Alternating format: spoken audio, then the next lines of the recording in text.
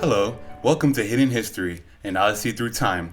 I'm your host, John Rodriguez, and this is the 7th episode of the podcast, A Confidential Correspondent, the Biography of Hercules Mulligan.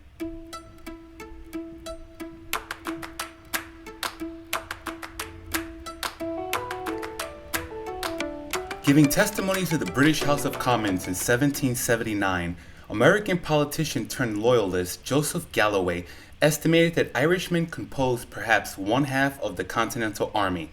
5 years later, after Washington's army won the war, another expert witness told Parliament that, quote, the Irish language was as commonly spoken in the American ranks as English, and that Irish valor, quote, determined the contest.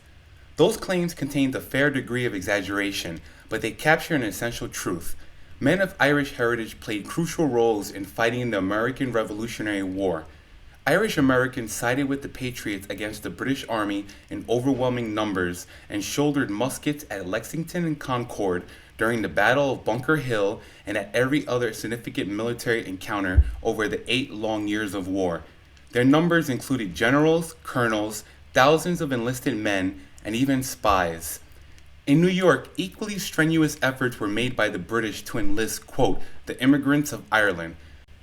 General Sir Henry Clinton wrote the English Secretary of War of his plan to lure the poverty-stricken Irish to a cause which, he candidly admitted, quote, was contrary to the particular interests of most of them. Although the British spent much time and money trying to persuade the Irish, both at home and in America, to join their side of the conflict, they were rarely successful. Probably the best individual example of Irish loyalty and daring is the story of Hercules Mulligan. This burly gentleman's tailor was one of the leaders of New York's Sons of Liberty. He battled Tories with words and fists in the turbulent days before the Revolution. When hostilities began and Washington was forced to retreat from New York, Mulligan stayed behind. He pretended to have a change of heart about the rebellion, but in all actuality, Mulligan had become one of Washington's most valuable spies throughout the war. Mulligan's story, hidden history that has remained long forgotten, is the story of a man determined to see the American dream come to fruition and a foreign superpower intent on preserving dominance over the 13 American colonies.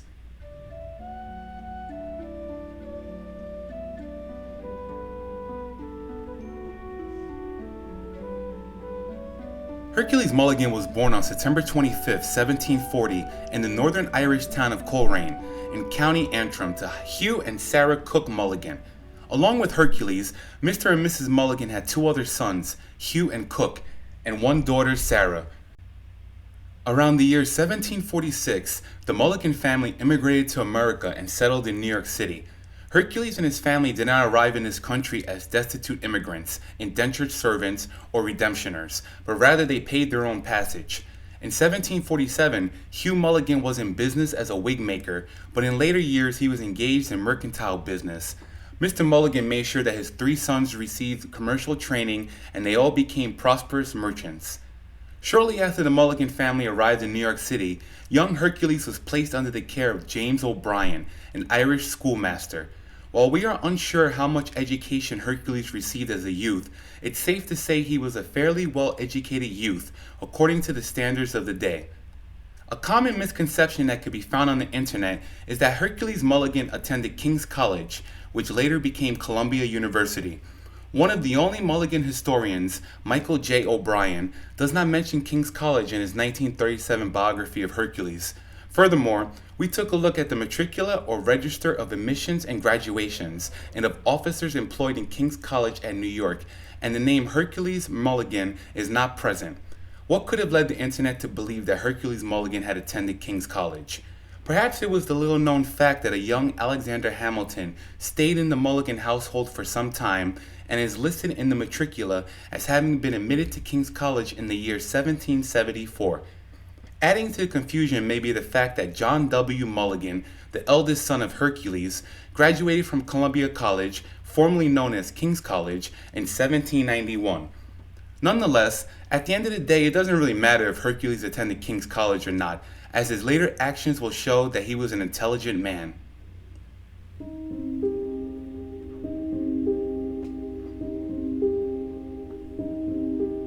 As for early employment, it seems that Hercules first worked for an importing house on the waterfront and then the business section of New York City. Hercules was very ambitious, and while he initially worked for his father's business as an accounting clerk, eventually Hercules opened up a tailoring and haberdashery business, catering to wealthy officers of the British Crown Forces. Mulligan's first shop was located on Water Street, near Lower Manhattan's busy East River wharves. Sometime between 1774 and 1776, Hercules relocated to 23 Queen Street, today's Pearl Street. One advertisement for his clothing business said he employed a number of tailors and that his stock included, quote, superfine cloths of the most remarkable colors, gold and silver lace with some half laces for hats, gold and silver spangled buttons and loops, gold and silver treble French chains, gold and silver cord, tassels, vellum and threads, Irish linens, gloves, hat trimmings of all sorts, and silk breeches and silks of all colors. Hercules Mulligan was an exuberant character. By all accounts, he was handsome, tall, and someone who stood out in a crowd. He had a natural gift of gab and drew people around whenever he spoke. Mulligan had a quality and presence that caused him to be instantly well liked by anyone he met, including complete strangers.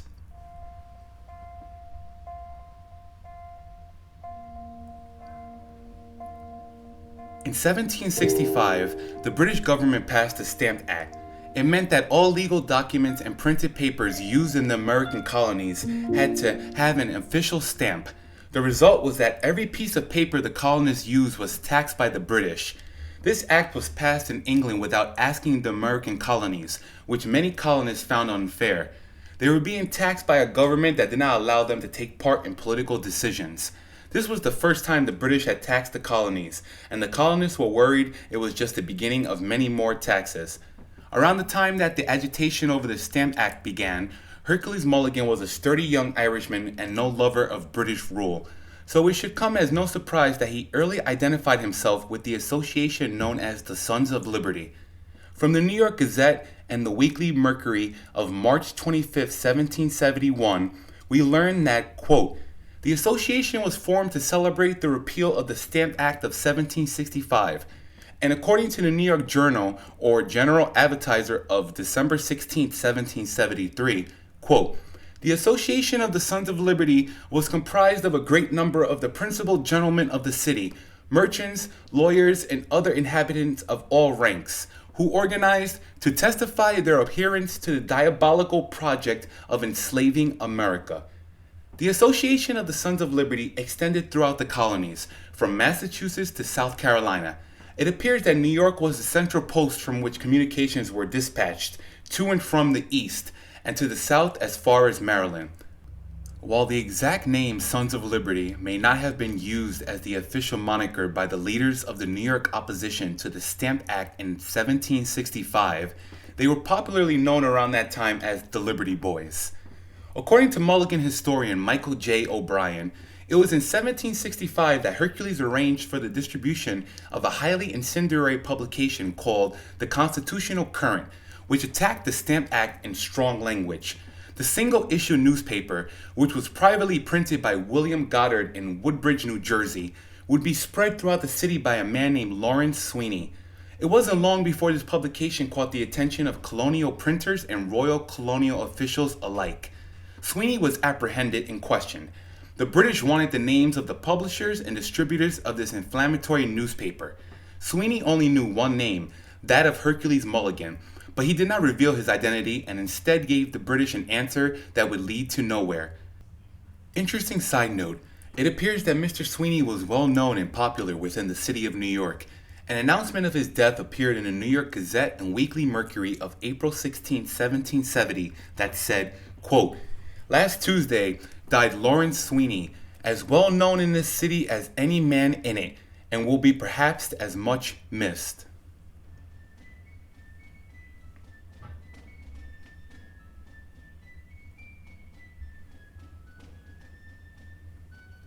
As the patriotic movement gained strength, the Sons of Liberty in New York City sometimes erected Liberty poles to symbolize their displeasure with British authorities. The first such pole was put up in 1766, in celebration of the repeal of the 1765 Stamp Act. The British hated this pole and chopped it down in protest of the fact that the New York government had refused to enforce the Stamp Act. For the next 10 years, the Liberty Pole, like the Liberty Tree in Boston, would serve as the rallying place for any and all patriots in the city. The British soldiers, already angry with the New York Assembly for not complying with the Quartering Act of 1765, were not going to tolerate a symbol of colonial opposition to Parliament's authority in their midst. The Quartering Act of 1765 stated that Great Britain would house its soldiers in American barracks and public houses, but if soldiers outnumbered the housing available, would quarter them in any building they required, even the homes of colonists. Colonial authorities were required to pay the cost of housing and feeding these soldiers. In 1766, with the Quartering Act being mostly left unenforced by the New York government, Parliament reacted to this by dissolving the Assembly and replacing it with one that did agree.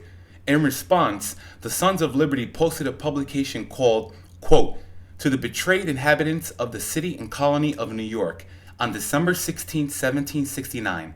The British blew up this Liberty Pole on January 16, 1770, because of the publication and monetary incentives, and began handing out their own leaflets, called God and a Soldier, which made light of the Sons of Liberty. On January 19, the Sons of Liberty located the 2 British soldiers posting those leaflets. The soldiers were seized, and it was announced that they were going to be taken before the mayor, where a complaint was to be lodged. Hearing this, the other soldiers rushed back to their barracks for help. Word spread quickly what was happening, and soon, quote, "a considerable number of people collected opposite to the mayor's." Shortly after, 20 soldiers with cutlasses and bayonets from the lower barracks made their appearance. The soldiers wanted to rescue their friends, but were greatly outnumbered and quickly surrounded. As the soldiers were being escorted to their barracks, they reached John Street between William Street and Pearl Street. This area was known as Golden Hill, after a nearby wheat field. The passage that led to Golden Hill was narrow, but the colonists were unconcerned because it allowed protection for those who were unarmed to stay in the rear. Little did the colonists realize that not only were there soldiers in front of them, but soon, quote, "a posse of soldiers from another quarter took up a position behind them." Fortunately for the colonists, the soldiers behind them were not angry and were only there as a defensive force.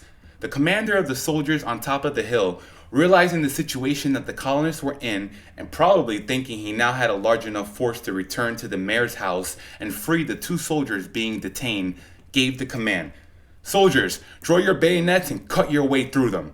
The colonists on the front line were forced to defend themselves with rungs they had secured near the mayor's house. All of the rest were unarmed. There was a general brawl between the British and the colonists, with the giant Hercules reportedly heavily involved in the dispute. With so many lethal weapons present and emotions running high, it's shocking that no deaths occurred that fateful day in New York City.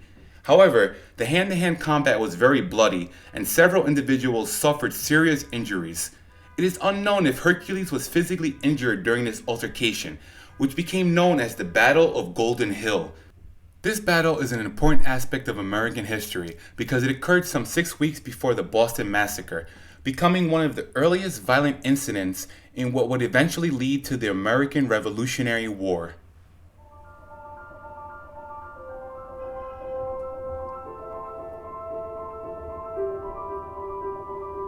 As early as 1772, we find Hercules Mulligan on terms of intimate friendship with Alexander Hamilton.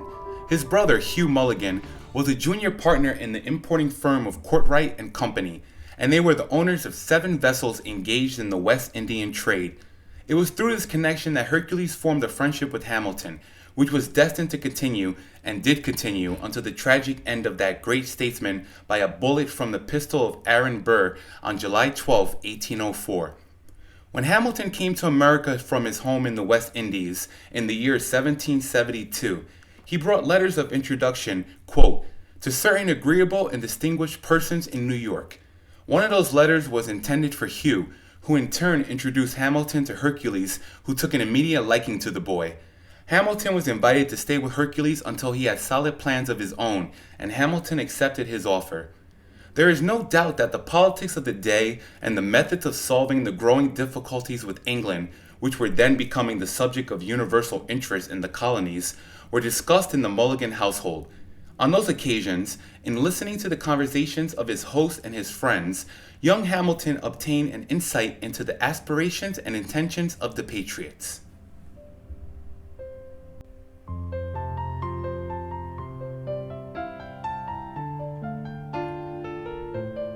On Wednesday, October 27, 1773, a wedding was celebrated in New York City. Hercules Mulligan married Elizabeth Sanders in Trinity Church in Lower Manhattan. Today you can visit the third and current Trinity Church, the one everyone knows. But in 1773, Hercules and Elizabeth were married in the first Trinity Church, which would sadly be destroyed in the Great New York City Fire of 1776. Elizabeth was the daughter of John Sanders of New York and niece of Admiral Sanders of the British Royal Navy. Despite the family she came from, Elizabeth shared and supported her husband's political philosophy. Their first child, John W. Mulligan, was born on April 13, 1774, and 2 more sons and 5 daughters would follow.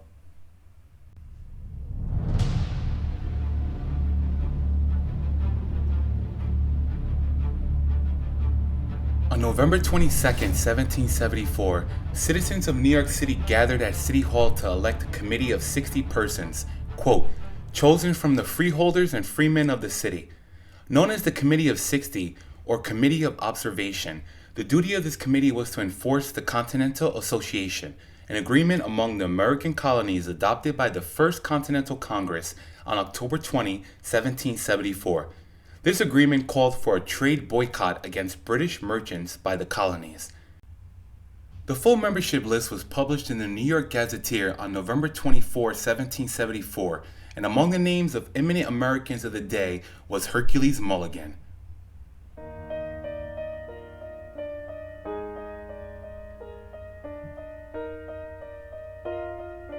April 19, 1775 was the day in history that marked the outbreak of armed conflict between the Kingdom of Great Britain and its 13 colonies in America. The battles of Lexington and Concord were fought in the province of Massachusetts Bay, within the towns of Lexington, Concord, Lincoln, present-day Arlington, and Cambridge.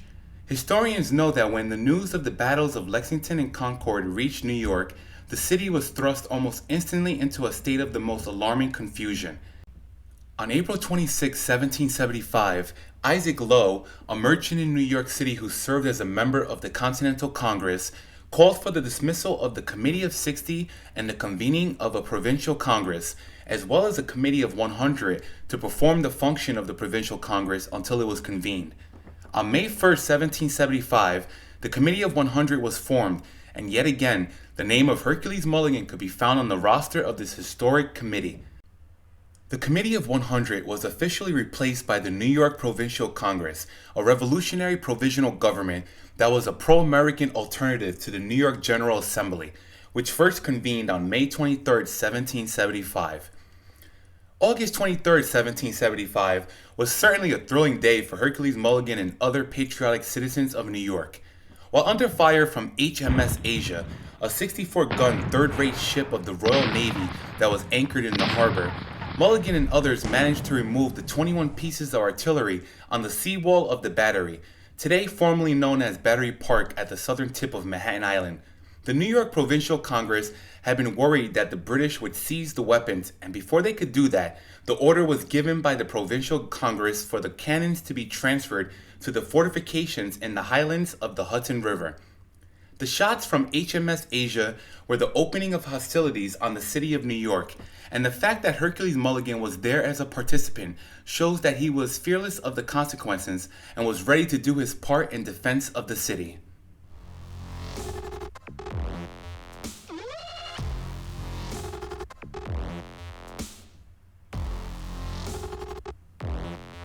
Although the American army controlled New York, the city still had a very large loyalist population. While the royal governor had fled the city with his tail between his legs, finding safety on a British warship, the loyalist mayor of New York, David Matthews, had remained in the city in an attempt to exercise the duties of his office. In mid-June 1776, according to historian John C. Hamilton, quote, Washington had appointed to meet some officers at a designated place, Information was given by a female in the Tory interests, and the necessary arrangements were made to seize him, but timely intelligence frustrated the attempt. A partisan officer, a native of New York, called at the shop of Mulligan late in the evening to obtain a watch coat. The late hour awakened curiosity, and after some inquiries, the officer vauntingly boasted that before another day they would have this rebel general in their hands.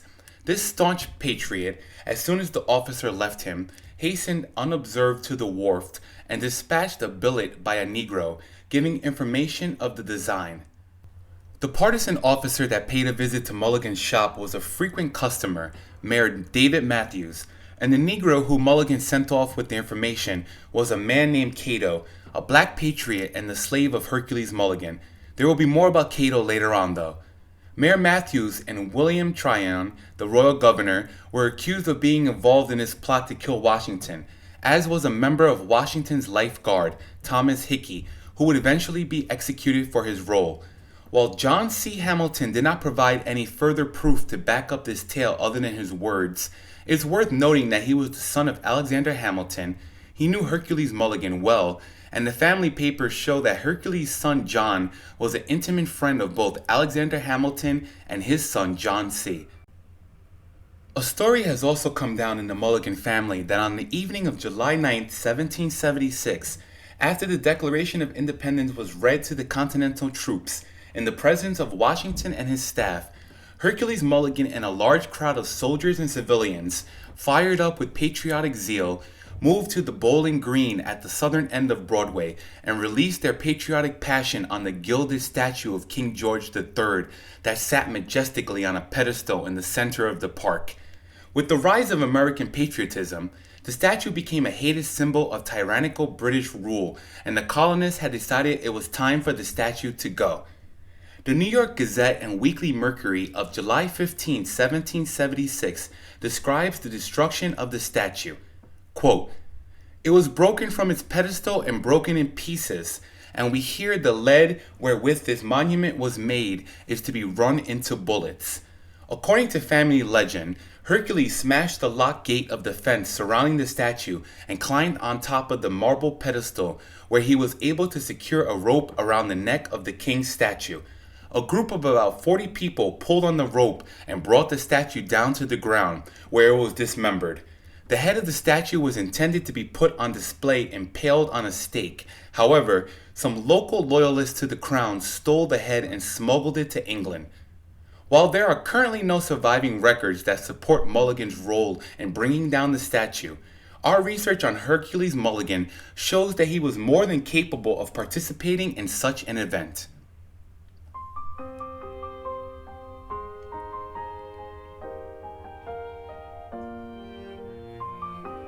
On August 27, 1776, the Battle of Long Island took place. It was the first major battle to take place after the United States declared its independence on July 4th, and in troop deployment and combat, it was the largest battle of the war. The battle ended with the Americans being defeated and the British gaining access to the strategically important port of New York, which they held for the rest of the war. On the night of August 29-30, Washington evacuated their entire army to Manhattan without the loss of supplies or a single life.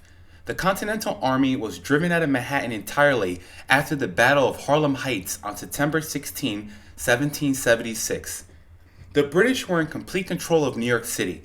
Loyalists within the city who had been persecuted quickly began to retaliate against the Patriots.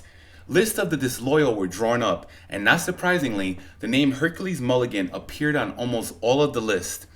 During the night of September 20th, 1776, the Great Fire of New York ravaged the city.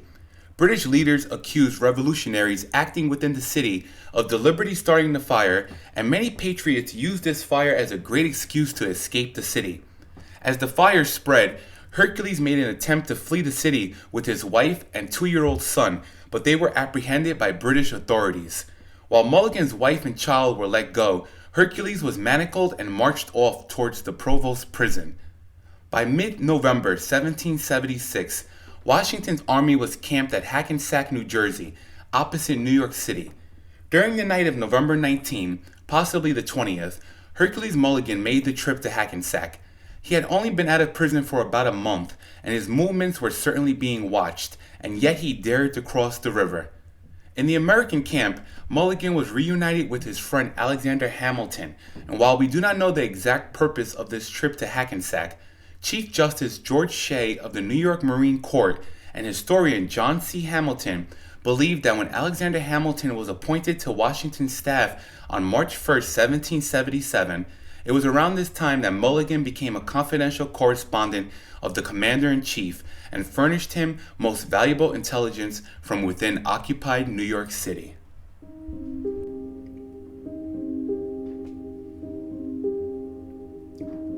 During the winter of 1776-1777, Mulligan's business continued to grow.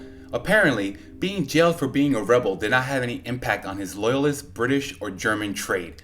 Due to his line of work and charming personality, Mulligan had soon collected a great deal of information that he was certain would be of vital importance to General Washington, but he was unsure how to get the information to him.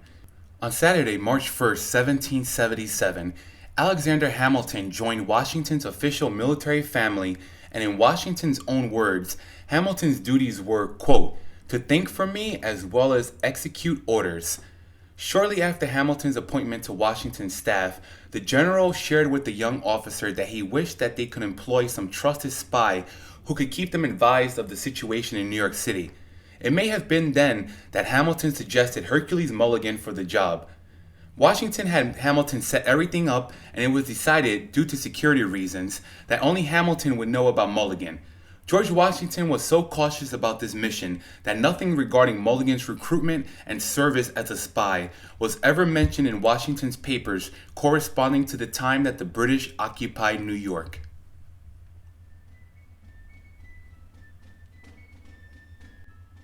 Because he was still being watched closely by British authorities, Hercules needed to find alternative methods to pass information on to General Washington. Although he had occasional interactions with other spies, Hercules mainly worked alone or with assistance from his servant Cato. Most people knew that Cato was associated with Mulligan, and it wasn't long before Cato came under scrutiny when his frequent absences from the city caught the attention of British authorities. One time, when returning to Mulligan's home, Cato was arrested after getting off a boat in the East River and questioned. Cato was faithful, however, and refused to reveal the truth, and so he was thrown into prison and treated with great cruelty. While we are on the subject of Cato, there is very little information currently available about his life. We have come across no existing records that tell us about Cato's life before Hercules Mulligan or after. What we do know is that whoever Cato was, he was an American patriot, just like Hercules, who risked his life to deliver confidential information. Due to the amount of loyalty Cato showed Hercules during the war, it may be safe to say that Hercules treated Cato well, despite the underlying complications of the relationship. In the 1790 U.S. Census, Hercules Mulligan was listed as having one slave in his household. We can only assume that slave was Cato. After 1790, the census records are either missing or difficult to interpret. In 1799, New York State passed an Act for the Gradual Abolition of Slavery, which specified that children born to a slave mother after July 4, 1799 were declared legally free, but not until male children had turned 28 and females 25. Slaves born before that date remained in servitude, although they were redefined as indentured servants. We here at Hidden History hope that Hercules decided to free Cato at some point after 1790, but as of right now, unfortunately, there's no evidence to support this.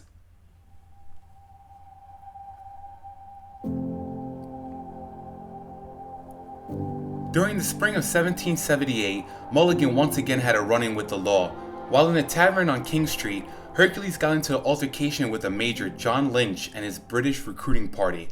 The following day, Hercules was summoned to military headquarters and interrogated about his, quote, obstructing Major Lynch in the performance of his duty. But, with his usual faculty for getting out of tight places, nothing came of the inquiry. In the summer of 1780, Hercules was receiving information that a planned operation to the north was about to take place. 5,000 French troops were planning on landing at Newport, Rhode Island to assist the Americans, and the British planned on crushing the French before they knew what hit them. Hercules was able to get this information to General Washington via Cato, and the general positioned his army to threaten New York, but also be in a position to support the French if need be. The British, worried about Washington's growing strength and aggressiveness, abandoned the Rhode Island plan and remained in the city while the French landed at Newport without incident. It was also during that summer of 1780 that Hercules heard rumors about something big that was about to occur. The upper Hudson River was mentioned, as well as an American defection. In spite of his best efforts to reveal the truth, ultimately, Major General Benedict Arnold's defection took everyone by surprise.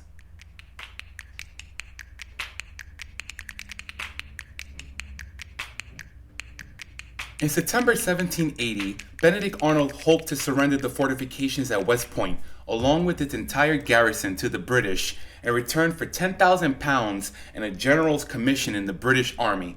Fortunately for the Americans, British Major John Andre was captured with incriminating documents, and Arnold's plot was revealed on Monday, September 25, 1780. Arnold was able to take refuge on board a British warship lying in the Hudson River near West Point, which brought him immediately to New York, where he was appointed a brigadier general of the British Army. When Arnold arrived in New York, he brought with him knowledge that American agents were active in and around British headquarters.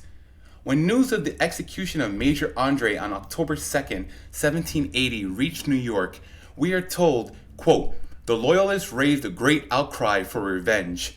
There were certain people in New York whose sympathies toward the American cause were well known, and some of whom were suspected of, quote, aiding the enemy. Over 50 people were arrested and jailed, including Hercules Mulligan. His brother Hugh had overheard conversations about the planned arrest of suspected spies, and although Hugh tried to warn Hercules, the Irish patriot refused to flee and hide.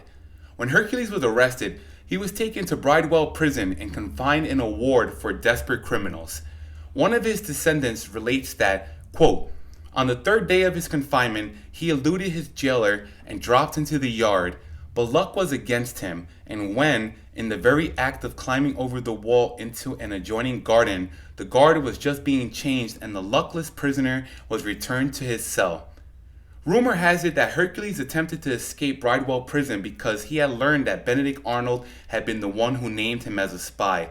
However, there is currently no solid evidence to support this claim. After his failed escape attempt, Hercules was transferred to the Provost prison. He was arraigned before a military court-martial, and the main witness to appear against him was Benedict Arnold. But although Arnold pressed the charge vigorously and presented to the officers of the court-martial what he insisted was presumptive evidence of the prisoner's guilt, he was unable to convict Hercules, and that fact in itself is an indication of the cleverness of Mulligan in hoodwinking the military authorities and covering up the evidence of his, quote, guilt. How long he remained a prisoner is not known, but the fact that he lost his business about this time, as indicated in the family papers, would make it appear that he must have been detained for a considerable time, and that he passed through a period of great danger. Hercules was finally released from jail in February 1781, and we know this because in February 1781, information provided by Hercules would save General Washington's life yet again. After getting out of prison, Hercules returned home to a business that was barely hanging on. Word that Arnold had accused Mulligan of being a dangerous traitor has spread throughout the city. To make ends meet, Hercules was forced to take a second job working at Courtwright & Company with his brother Hugh. Toward the end of February, Hercules was able to learn that the British were aware that Washington was planning on meeting with the French in Rhode Island. Their plan was to capture or kill the American commander as he passed through Lebanon, Connecticut on Monday, March 5, 1781. Unable to send Cato with this vital bit of information, Hercules instead had the information sent through another spy. The message arrived in time, and Washington took a more secure route to Rhode Island, leaving the British to wait in vain in Connecticut before sailing back to New York City. General Washington had escaped death yet again, mainly in thanks to Hercules Mulligan. This incident was mentioned in a letter from General Washington to French military officer Lafayette, dated New Windsor, February 25, 1781. Although Mulligan isn't named directly, the information provided in the letter was the exact information Hercules had sent to Washington's headquarters.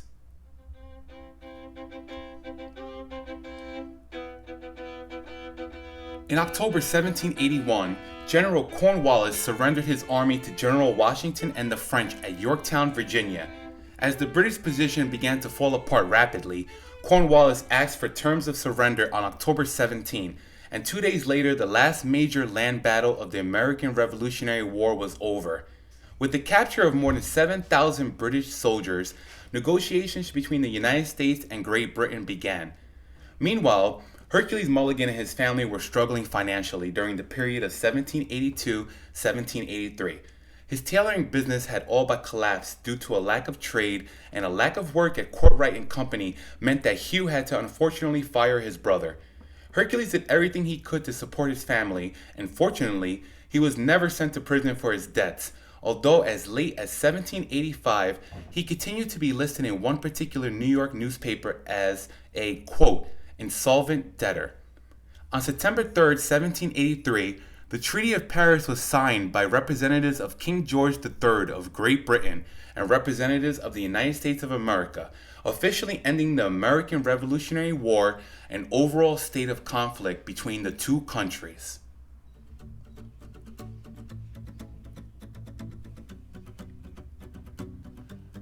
November 25, 1783, Evacuation Day.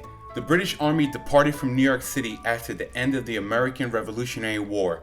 George Washington Parke Custis, grandson of Mrs. Martha Washington, wrote the following about that day in his book, Recollections and Private Memoirs of Washington.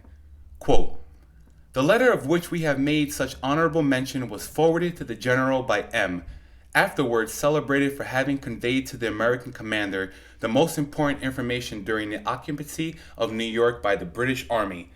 The morning after Washington made his triumphal entry into the city of New York, 25th November, 1783, he breakfasted with M., to the wonder of the Tories and the perfect horror of the Whigs."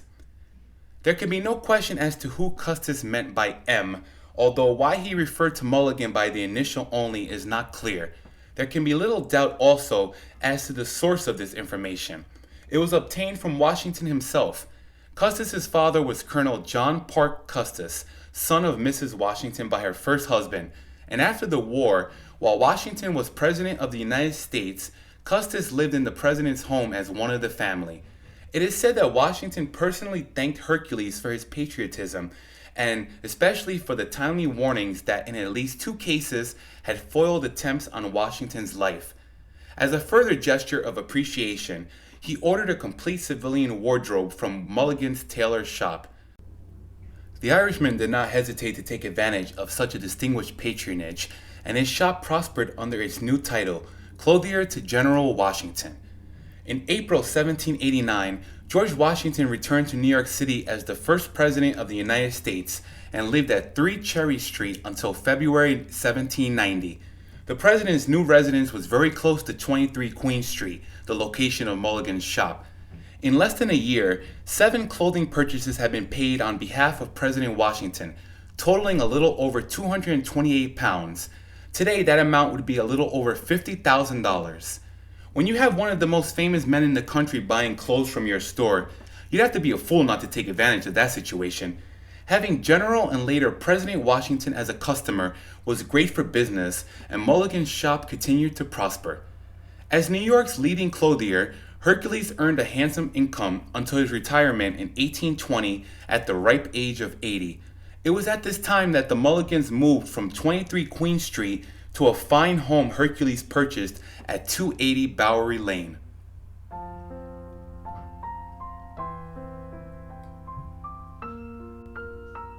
The closing years of Hercules' life were spent quietly at the home of his son, John W. Mulligan, which was then at 20 Cedar Street. On the 4th of March, 1825, surrounded by his sons and grandchildren, the old patriot Hercules Mulligan surrendered his spirit into the hands of his maker. In the New York newspapers of the time, there are no obituary notices of his death, beyond a mere announcement in the New York Advertiser of March 9, 1825. Mulligan's last years had been spent in the solitude of his home, and doubtless, having passed out of the memory of the younger generation, he belonged to the forgotten past. This will be understood readily when we consider the fact that when Hercules first settled in New York City, the population was around 9,000, and in the year of his death it was 166,086. The population of New York City today, by the way, is almost 19 million people. Hercules was associated with Trinity Church in Manhattan for many years, and although the Mulligan family had a burial vault in Trinity Churchyard, Hercules' remains were buried in the Sanders Vault, the vault of his wife's family. Later, when the church was enlarged, several graves and vaults were covered over by the new addition, and among these were the Sanders Vault. And so the Sanders Vault is directly under the altar of the present church, and some would say that it's an honor that the remains of the American-Irish patriot rest in this spot. The Mulligan burial vault is covered by a slab, which, although now considerably discolored by the ravages of time, seems to have been originally of white marble, and on it is this simple inscription without date, quote, Whaley and Mulligan's Vault. The word Whaley, which is actually misspelt, is in reference to Hercules Mulligan's brother-in-law, Thomas Whaley. When Thomas died in 1780, Hercules was among the people appointed executor of his estate. This vault can still be seen today in Trinity Churchyard. As we here at Hidden History dives into the life of Hercules Mulligan, his Irish temperament and love for the country that would come to be known as the United States of America reminded us of another Irish-American patriot.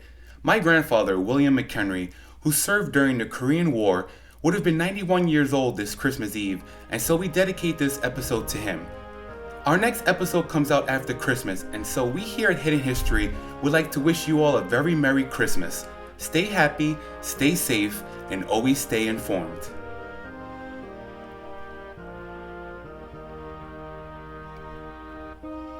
Thank you for listening, and I hope you enjoyed this episode.